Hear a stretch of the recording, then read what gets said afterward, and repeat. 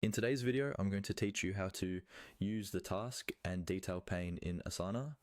By the end, you'll know exactly how to open a task, see all its key information, and update the most important fields so your work stays organized and clear for your whole team.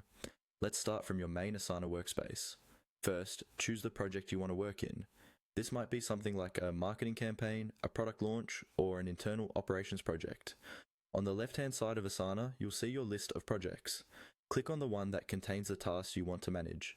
This opens up the project view, usually in a list or board format, where all your tasks are displayed. Next, click on a specific task from that project. As soon as you do, the task detail pane will open on the right side of your screen. This is where you'll find everything related to that task.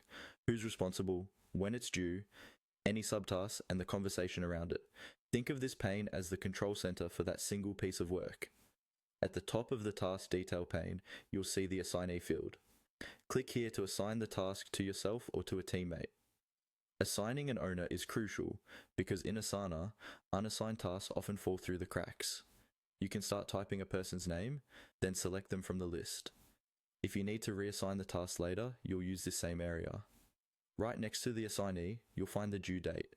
Click on the date field to set or change the deadline. A calendar will pop up and you can pick the day the work should be completed. Setting a clear due date helps with planning and keeps the task visible in date-based views.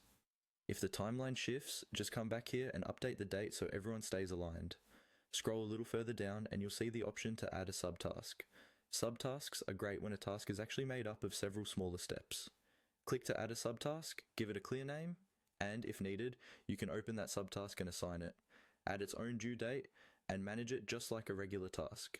You can also open any existing subtasks listed here to check their status or update their details. Lower in the pane, you'll find the comment section. This is where you can write comments to share updates, ask questions, or provide feedback. Type your message, and if you want to notify a specific person, mention them using the @ symbol followed by their name.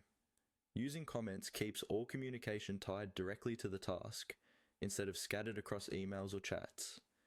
Beyond these basics, the task detail pane also gives you access to many more options, such as custom fields, attachments, and additional settings depending on how your workspace is configured.